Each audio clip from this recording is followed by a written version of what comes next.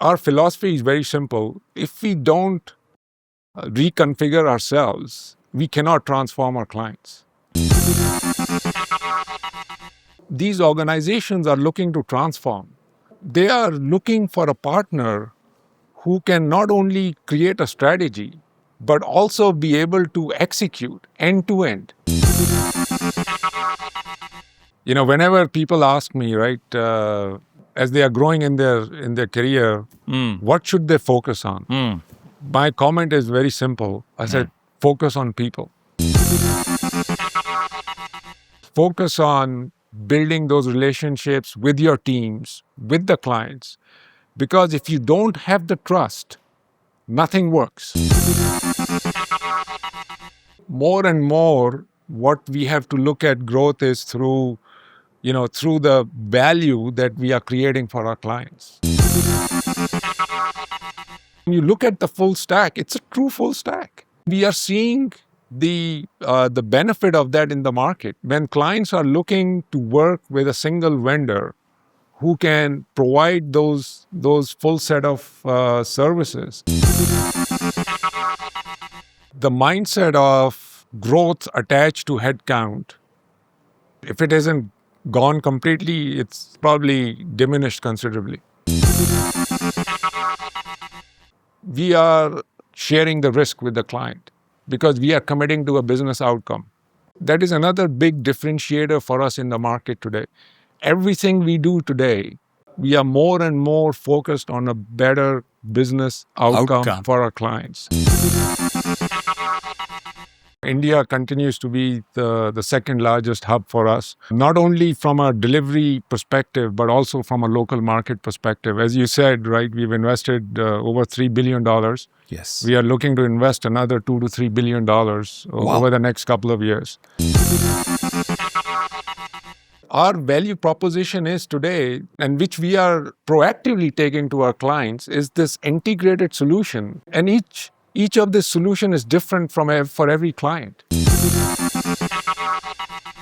What we are really looking at is what we call the native AI transformation, where we are looking at a business process and say, okay, if this did not exist at all and we were supposed to reimagine it now, how would it look like?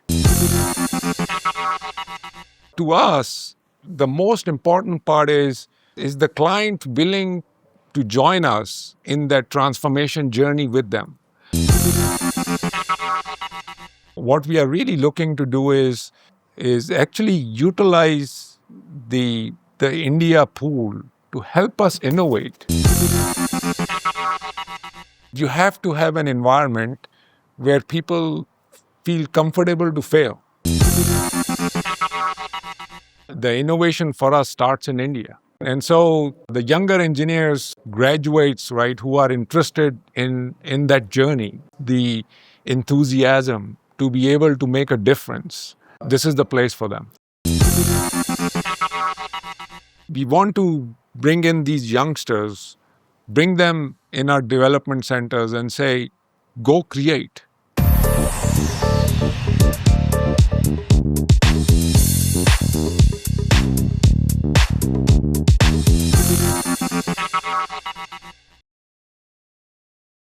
Hello and welcome to MVP The Master's Voice podcast from MediaBrief.com. I'm your host and friend Pavan R Chawla, and I am truly delighted to welcome today someone who is, and I must read this because of the kind of stuff he does, and it must be expressed just right? A stickler for words. So, he is a global authority on next-generation enterprise delivery powered by modernization, intelligent automation, digitally enabled business operations, and much more. I have the great pleasure of welcoming Mr. Amir Durrani, Global Head of Applications and Business Process Services at NTT DATA. Amir, welcome to MVP The Master's Voice podcast. Thank you ever so much for your time. Thank you very much, Pavan, for having me today. Really excited to be here. It's always great to be in India, in Mumbai. Always it energizes us to look at the degree of innovation, the enthusiasm that the the teams over here. So thank you for inviting me. Really excited to be here. It's a pleasure. And India is, I think, your second biggest global hub with more than 40,000 employees and Yes. more than $3 billion invested by you in India by NTT DATA. So thank you for that, because you're really Yes. enabling and empowering the entire ecosystem here. But Amir, very grateful, particularly because you're in the midst of a huge event here in Mumbai, and we were honored to have been invited to host you on MVP. So really, thank you for your time. And yes, my thanks also go out to your own NTT Data India Comms head, Naini, and to Gunjan Hassan and Ripika Mohanty of Adfactors PR Bengaluru for making this interaction possible. That's my format. I thank good work where it's due. And really, you're in good comms hands. So, Amir, let's quickly get on to my first question for you. Let me ask you to very quickly tell the very young professionals tuned in to our show about NTT Data India and how, ever since it began in India in 2011, it has grown phenomenally to become one of the most important global hubs of NTT Data. Yes. So, like you mentioned, India continues to be the second largest hub for us, not only from a delivery perspective, but also from a local market perspective. As you said, right, we've invested over $3 billion. Yes. We are looking to invest another $2 to $3 billion Wow. over the next couple of years.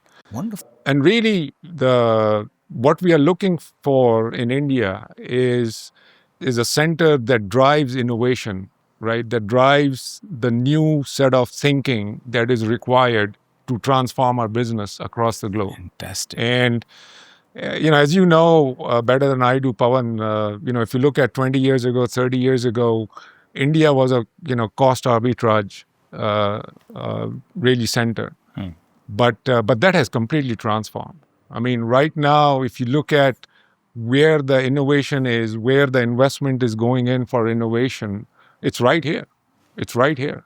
And what I would encourage the young engineers of India is we are an organization, right, which is transforming faster than probably any other organization across the globe. Absolutely. Right. Absolutely. And it's a pivotal point for us. One of the things that our CEO Abhijit Dubey tells everyone is what we are trying to do here has never been done before.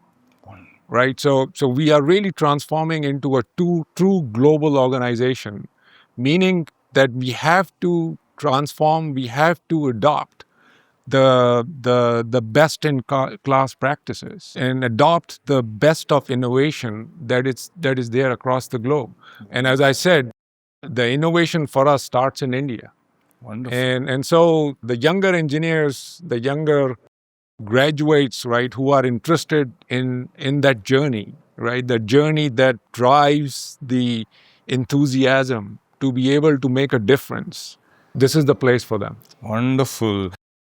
You spoke about innovation several times Yes. in that response.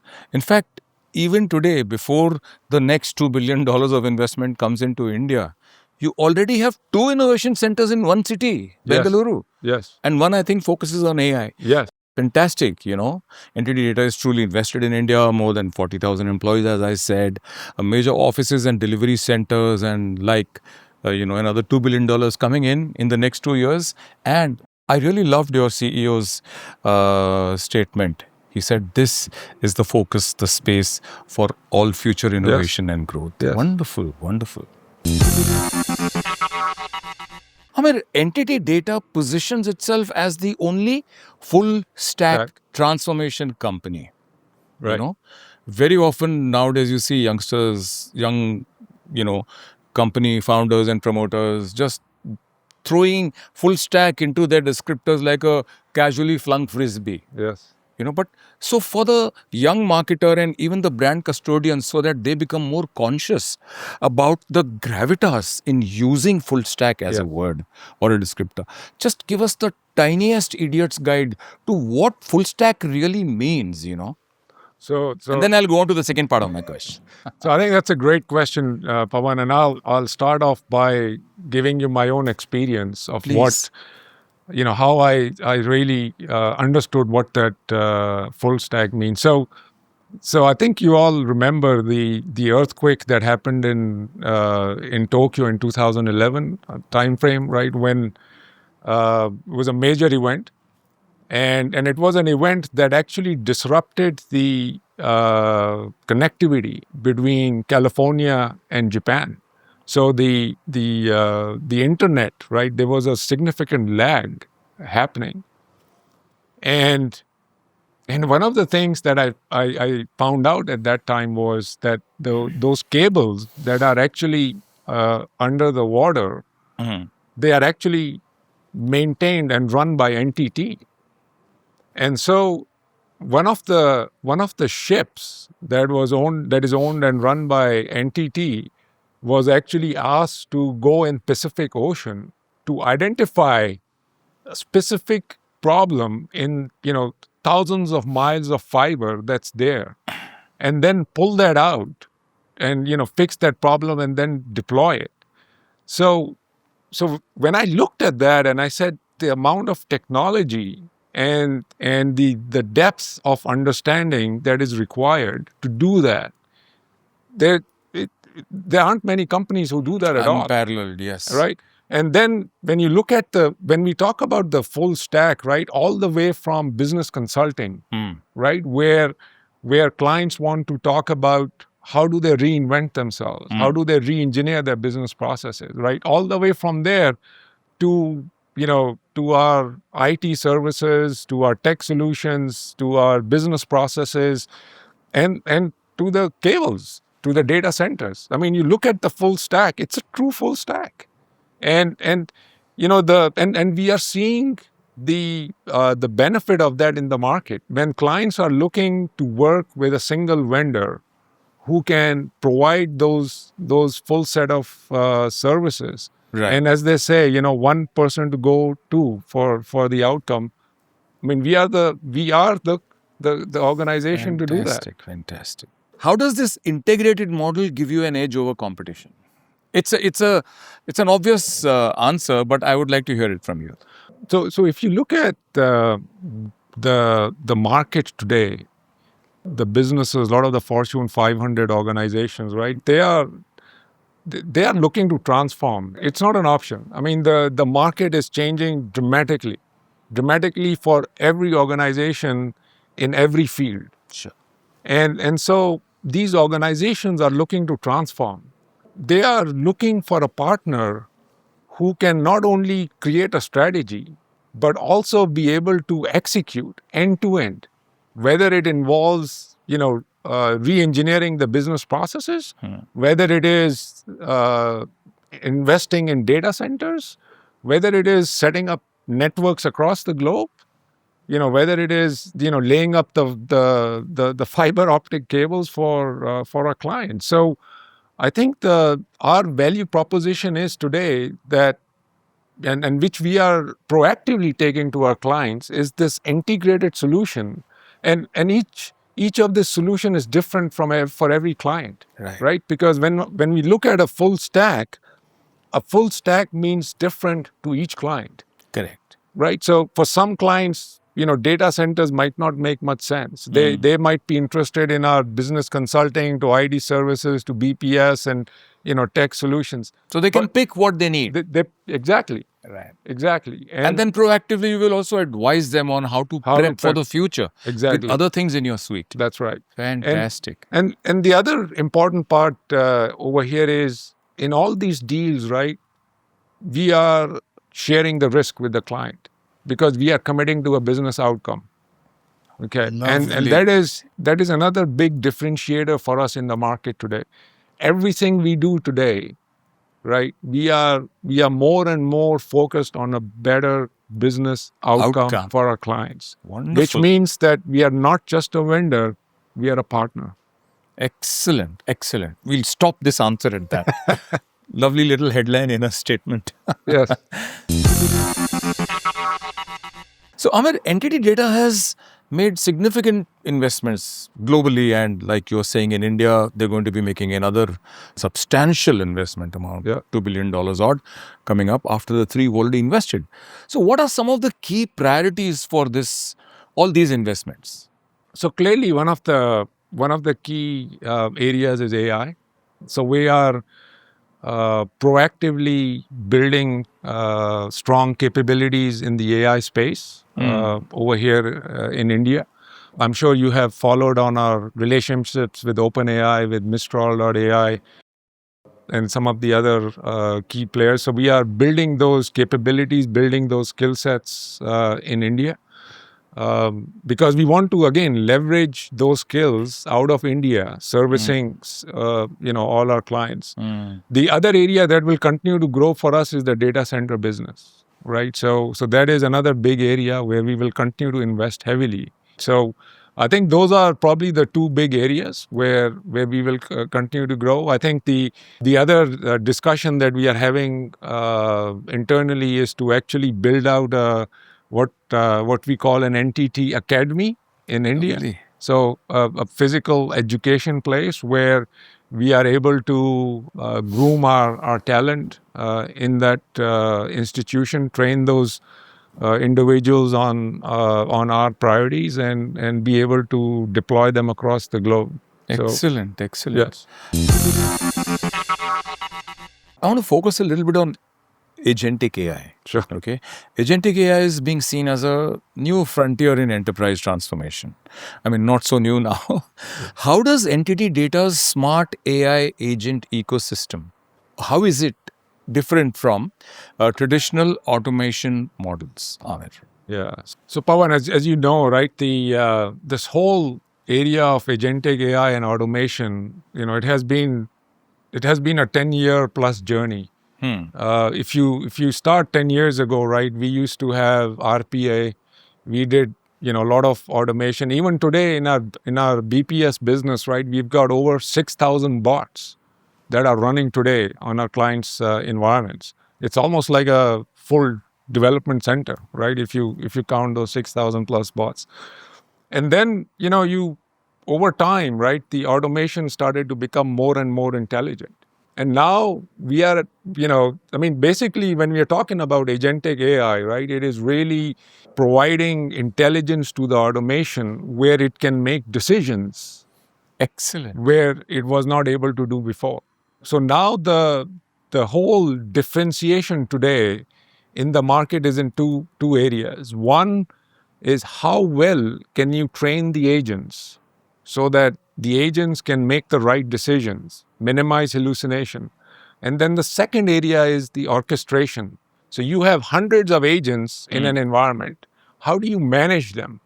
And how do you orchestrate them? And how do you manage the quality of those agents? That's where the differentiation is in the market today. Excellent, excellent, excellent. So the data centers that you're very, very focused on, setting up more and more in India, to me, they represent the positivity in growing your business further in India.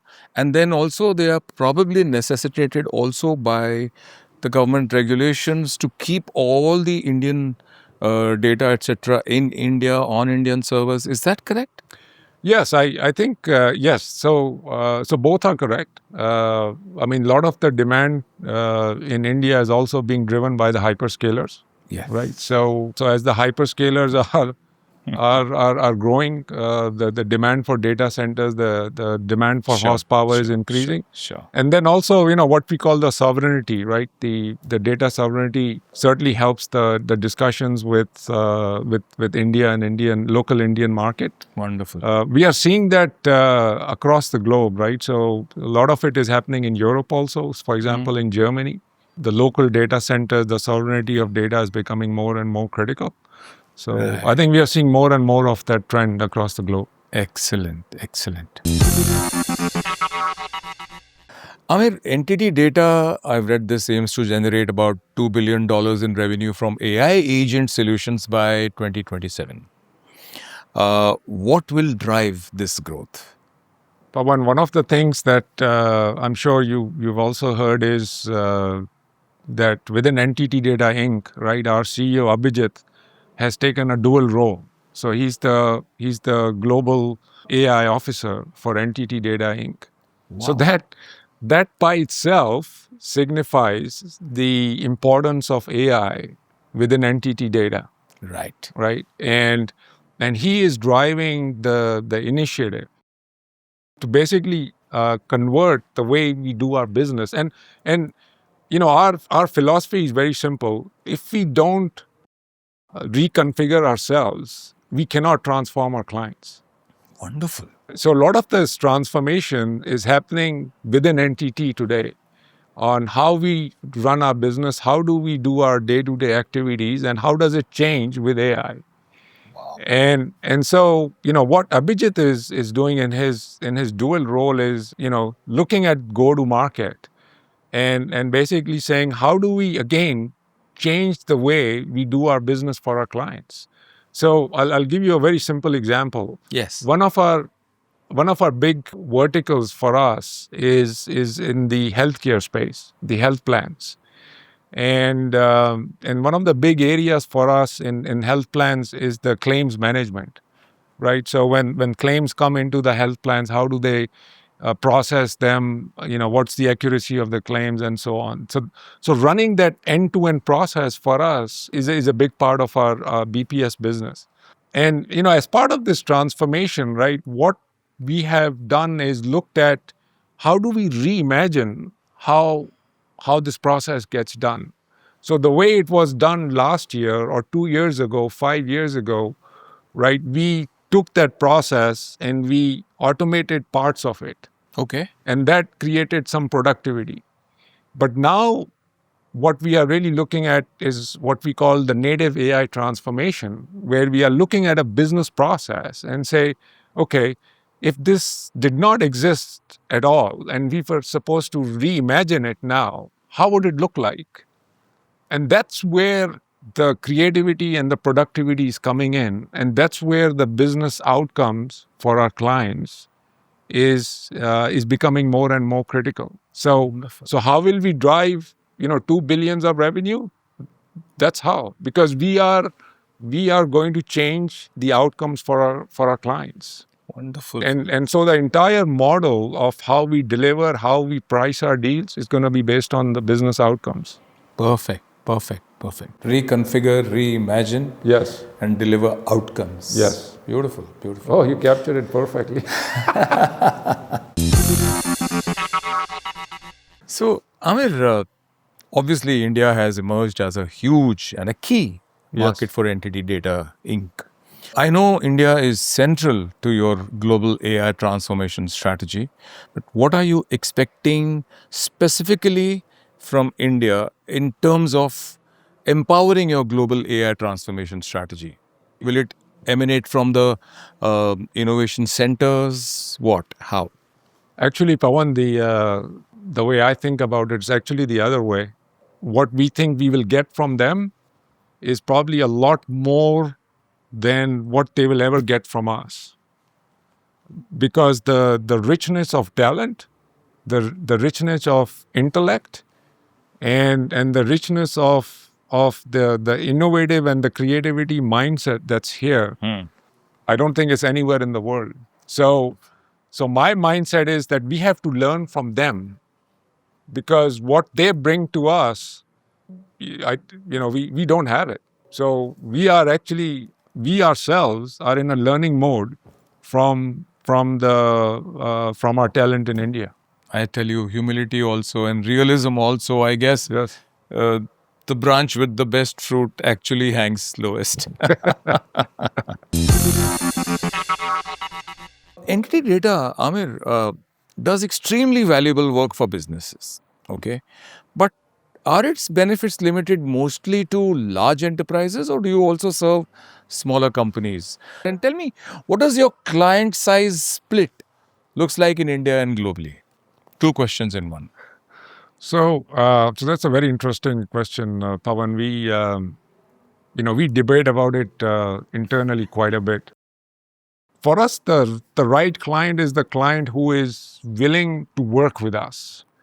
I think whether the client is small, big, or size, it depends on different regions. So a client that is considered small in, say, North America might not be considered small in APAC, for example. Sure. Right?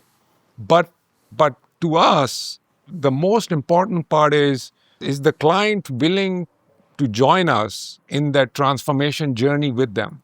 And I'll be the first one to tell you, Pavan, that these journeys are not easy. But what we do promise the client is that we will never leave them alone through good times and hard times. We will be with them all the time and make sure that they achieve their end goal. Not that they need reassurance, but what should enthuse them is that you're partners. Yes. You're actually sort of putting your money where your mouth is in terms of the outcomes. Yes. Might be fee related, might be whatever. But still, give me the split size wise, if you want to share.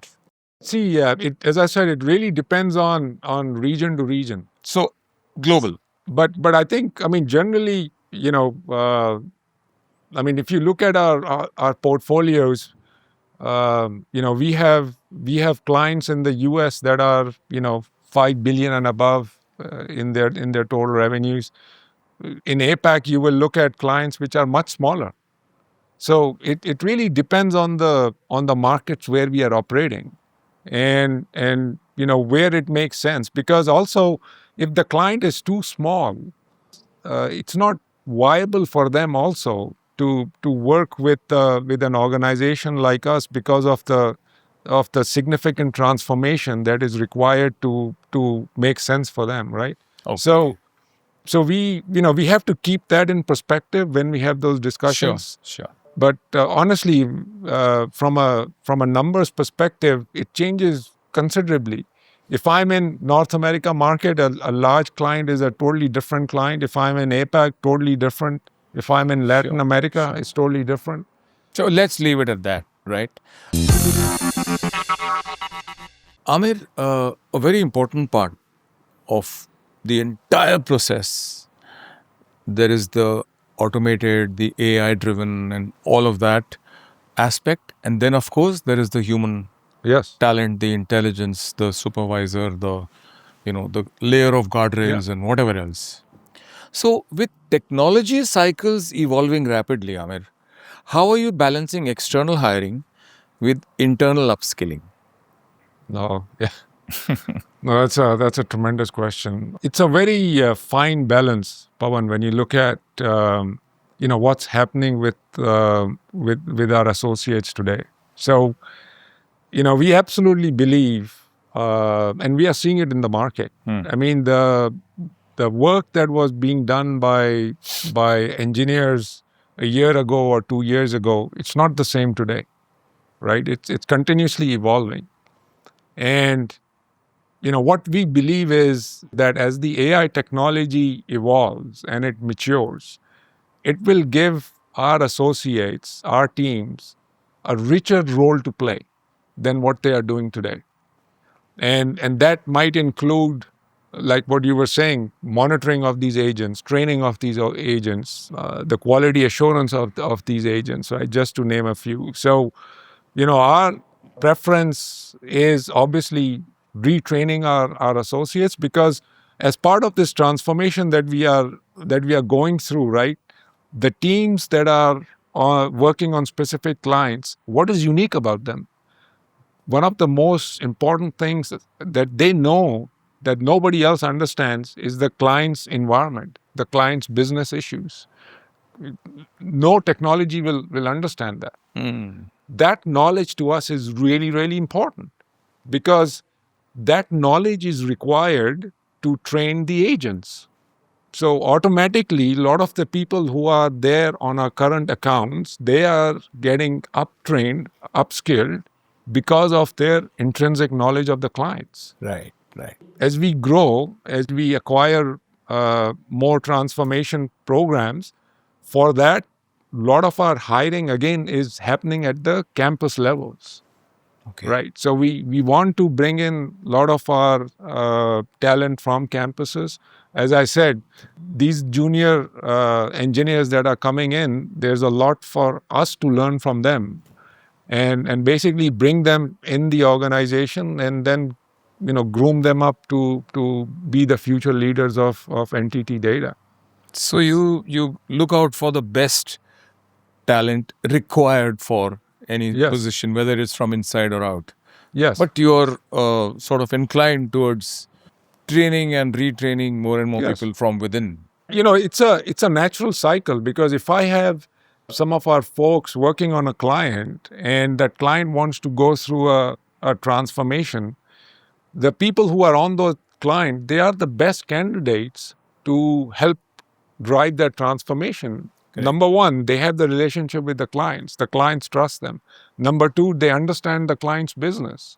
They are much more relevant to the client than somebody else that you hire from the market. So it's a natural cycle for us to retrain our folks on the clients who become much more comfortable with the AI technology, working with them. But as we grow into newer markets, grow new clients, yes, I mean, our ambition is always to continue to hire more and more people from the campuses and, train them and make them, relevant to our clients. Excellent.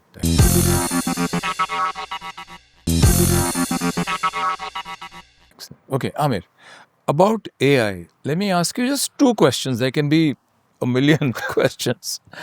One, your thoughts about AI and the human professional. And the second is how AI is reshaping and empowering NTT DATA's services.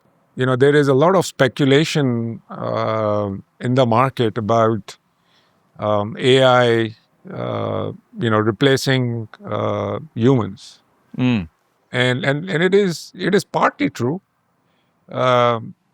What people or what our engineers used to do a year ago or 2 years ago, yes, that whole work environment, that whole paradigm has shifted. Sure. But that doesn't mean that the folks who are working on those programs don't have a job to do. In fact, the value that they're bringing is actually being pushed to a higher level.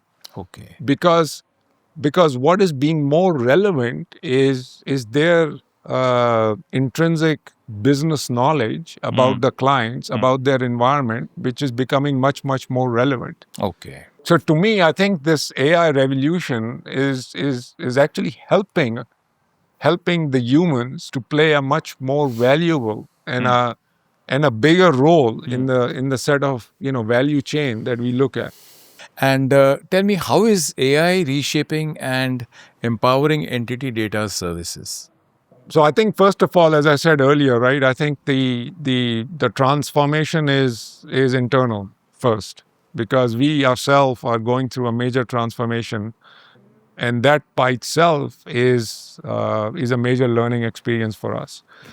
I think secondly, from a client's perspective, if you look at all our service lines today, whether it's Mine Apps, BPS Practice, or CNS, or any of our other service lines, all are AI enabled, right? So everything that we talk today to our clients has got AI embedded underneath it. Now, what we are also very conscious about, Pawan, is that the technology is changing so rapidly, right? Before, we used to talk about a year or 2 year of a cycle. Now it's weeks, right? The technology is evolving that fast. So what we are, again, pivoting to is the business outcome, because the technology that's going to get us there, what the technology is there today might not be the same 2 months from down the road, right? So the focus is business outcomes and how we become a true partner for our clients. Excellent, excellent. Amir, what are your priorities and focus areas for 2026 in India? In India, for us, the focus is going to be to continue to build out and enhance our AI COEs in India. So for my practice, that's what we are completely focused on. And as we build out these relationships, like with OpenAI, with Mistral.ai, with Anthropics, we want to build out those COEs here in India, where we can, start to leverage them. But more importantly, Pawan, what we are really looking to do is actually utilize the India pool to help us innovate. And what I mean by that is, we want to bring in these youngsters, bring them in our development centers and say, go create. Think out of the box. Don't be confined by how things are done today. Be creative. Think out of the box. Do things not been done before. Lovely. And that is where we think we're gonna create the differentiation for us. Excellent. How has NTT Data India grown? How it's grown year on year? The Indian market size and where you see NTT Data building even further in it. Yeah, as you said, right, we've got over 40,000 people here in India, and it continues to grow around all our service lines. The mindset of growth attached to headcount, if it isn't gone completely, it's probably diminished considerably. Because the growth now, what we are looking at, is not necessarily associated with headcount because of AI. And I think more and more, what we have to look at growth is through the value that we are creating for our clients. And so, before, obviously, when we used to look at the size of the company or our footprint in a given country, we used to look at headcount. How many headcount you've got, right? What has been the growth rate for your headcount year on year? But that's not the case anymore. It's not. It really isn't. So what we are really seeing is that there is certainly going to be a growth in the headcount because of everything that we talked about earlier. But it's not going to be linear to the revenue. So let's talk about the revenue aspect. Maybe not in absolutes, but yeah, I mean, I think our aspiration is to grow India at least on a double-digit growth on an annual basis. So what was the CAGR like over the last few years? Probably my guess is in the high single digits, something like that. Okay. So, but then it's a huge base number. So yes, yeah. So I think, plus our data center business has been a big contributor for us to continue to build our footprint in India. But yeah, it's a pretty exciting trajectory for us. Something reminded me of what is there on your LinkedIn profile. You've written this. Okay. Very interesting indeed. Okay. And I must read this out. Right. And you've written, and I read, one of my most challenging experience has been in implementing the largest ticketing smart card system in the world.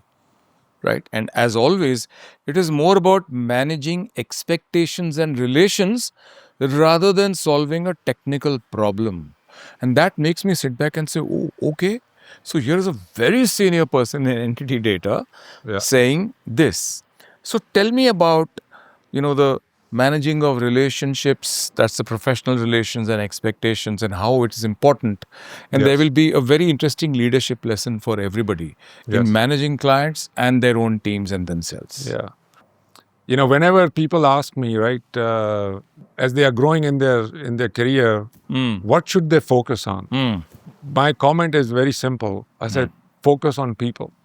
Because, in our profession, what we do on a day-to-day basis, right, our capability to relate to people, to work with people, to be able to agree to disagree with people is a critical aspect of what we do every day. Solving technical problems is probably the least of the issues that is there today. There is no technical problem that can be solved. Right. My advice and my guidance to a lot of my leaders is focus on relationships. Focus on building those relationships with your teams, with the clients. Because if you don't have the trust, nothing works. Absolutely. If you don't have the trust, And once you earn that trust, right, you have the ability to work with your client, with your teams, to drive to a better outcome. Wonderful, wonderful. And I said, and every time, every time you have to make a decision, right, it has got to be about your team first. It's got to be about your client first. Wonderful. And as long as you have those priorities right, you will never go wrong. Perfect. So focus on the client. Yes. Another focus that NTT Data has demonstrated in India is with purpose. Yes. You all have built purposeful collaboration in India, from e-rickshaw empowerment programs to the hawk wildlife Yes. protection system. How do these reflect your approach to responsible innovation? That is a really, really critical aspect of our values, right? And our chief human officer, HR officer, he joined us, I think, last November. And one of the things he did was setting these the mission values for the organization. And one of the focus on was, yes, innovation, but responsible innovation, right? How do you make that innovation sensible? How do you make it more relevant for the human race? Right. And it is in our DNA. Oh, and this is not something that we are trying to invent 2 years ago. This is part of NTT family in Japan, Lovely. right? When from the day one when NTT was created, and the whole concept of innovation started in Japan, right? The concept was whatever innovation we do, it is for the people. It is for the betterment of the life of our people. So that DNA is within NTT and it sits within NTT, and we are just thriving on it. So this is one more milestone, Yes. which is a result of that Yes. thinking. Yes. Right. Absolutely. And Amir, your global sporting partnerships, Arsenal, Arrow, McLaren, Yes. and your support for cricket for the blind in India, Yes. how do these shape the company's global identity and engagement? And do they directly benefit NTT Data? So if you look at as our CEO Abhijit has mentioned a few times, right? Sometimes we are considered the invisible giant, right? So we are a $30 billion organization, and sometimes we are probably not as visible in the market as we should be. These programs that you just mentioned, these are just one of the avenues of making ourselves visible in the market. Lot of these events, whether it is the McLaren, for example, event, our clients love to attend those Correct. events that we host. Right? They have the ability to interact with our senior leadership. They get to talk to us about their challenges, what's working, what's not. And then also, I think from a CSR perspective, we do that across the globe. It's not just in India. There are programs in North America. There are programs in EMEA, in Latin America, where where we have strong contribution to giving back to the societies. Perfect, perfect. And Ahmed, after more than 3 decades that you've spent in technology services, what new leadership attributes and mindsets do you believe will define success in the AI era? So, Pawan, I think two things. I don't think it is these are what I call new qualities, but what I would say is they have become probably more significant now. I think one is we talked about the capability to interact with people, being able to build relationships, build trust. I think that quality has become much more significant than it was in the past. The second is change. Okay, I think the ability to change, ability to adapt, has become even much more critical now than it was 5 years ago or 10 years ago. So I think those two things, I don't believe they're new, but I think the importance of them and how they are critical in a leader's life today, I think they are much more significant than what they were in the past. Great advice. And I will also add one more thing. Like you said, these are not new. Yeah. And perhaps one of the oldest, Yes. Ways that a consultant or an empowering partner, for Yeah. instance, for a client, has always deployed is, and you begin your LinkedIn profile with this. I listen to my client, Yes. see what their needs are, and then we plan and try to deliver. So that listening quality also is really very important. Yes. It might sound like a platitude, but I think these three things that you mentioned are truly very empowering. Yes. One more thing I want to ask you, Amir. 3 decades of a glorious, accomplished career, Thank right? you. What are the 2 or 3 leadership or personal lessons or values that you've learned that you always have held close to your heart? And whenever you're considering something, evaluating something, you say in your mind that they should, measure up to these 2 or 3 points that are important to you, or they will not sit well with you.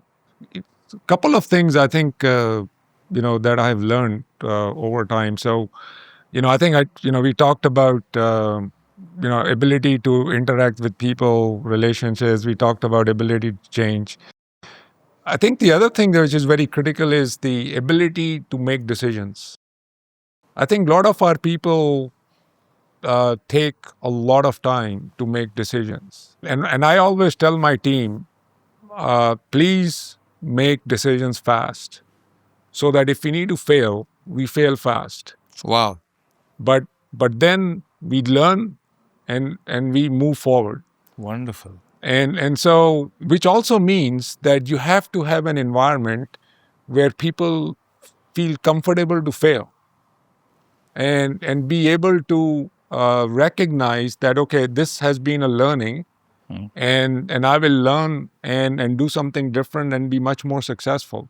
Because my belief is, Pawan, if you don't fail, you will never succeed.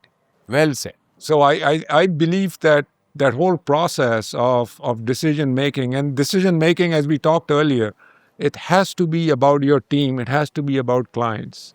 Great advice for everybody out there. Amir, what is your view on reputation? Very, very important. I mean, reputation goes, a company can close down, right? And there are so many aspects about or of reputation, and not one of them, which all make a chain as different links, should ever be weak. So how focused are you on reputation as a responsibility, and how closely do you work with your reputation team?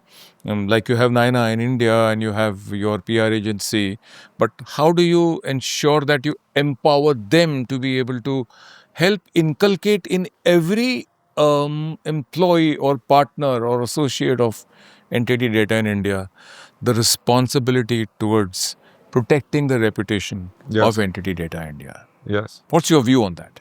No, I think that's a very key aspect, Pawan. I think we believe, NTT Data believes that the integrity, the reputation is a responsibility for everyone in NTT Data, and I think it's a value that is owned, and it is something that is intrinsic to every employee of NTT Data. It's a big part of our value, and as I said earlier, right, from a reputation perspective, right, we want to be known as a partner, as a business partner to our clients, and with that means that we have the reputation to deliver. We have a reputation to hold to whatever we have committed to. Perfect. And live correction, not a printing on the next day in a print publication, but I mispronounced the name of your comms head in India. It's Naini. And yeah, I'm sure she does great work with her team for you. Right. So now, Amir, uh, I think I've reached the end of my questions for you. Long list. But still, is there something you wish I had asked you which I haven't yet? Or would you like to share something else? I think the only thing I will say to your listeners and your audience is, as our CEO says, this is our time. This is NTT Data's time. Wonderful. Amir, I've really enjoyed my conversation with you. What did you think of your chat with me on Media Brief on the Master's Voice podcast?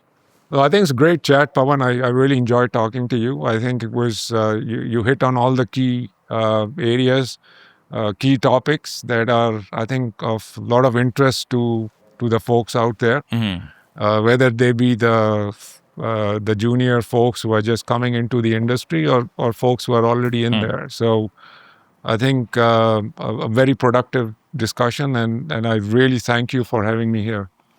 It was a pleasure.